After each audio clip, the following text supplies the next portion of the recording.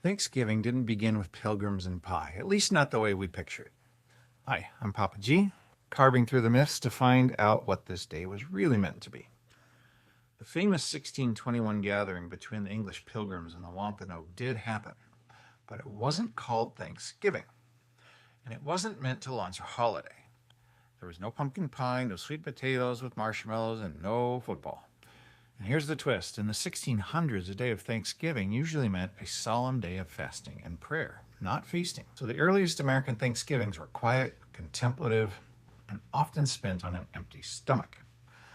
Through the early republic, Thanksgiving days were declared occasionally after military victories, good harvests, or moments of national relief. In 1789, George Washington proclaimed a national day of Thanksgiving for the new Constitution. John Adams and James Madison followed with their own occasional proclamations, but none of these established an annual holiday. It wasn't until Abraham Lincoln, in the thick of the Civil War, that Thanksgiving became a yearly national tradition. In 1863, he proclaimed a day of thanks on the last Thursday of November, inviting the nation to pause and reflect, even as the country tore itself apart. His proclamation didn't define the last Thursday as a fixed week number.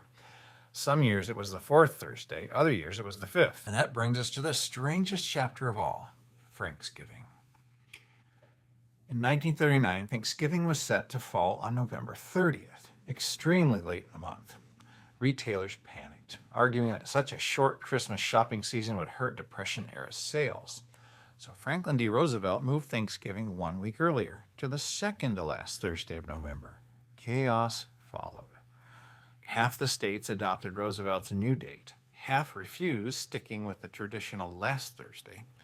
Texas celebrated both days because, of course, Texas celebrated both days. Schools were confused. Football schedules broke. Families disagreed, and newspapers mocked the whole thing as Franksgiving.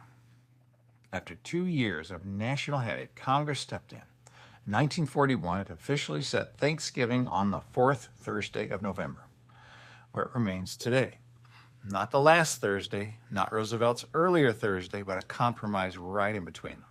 So what's the heart of Thanksgiving? Not a perfect pilgrim story, not a fixed menu, not even a fixed date at first.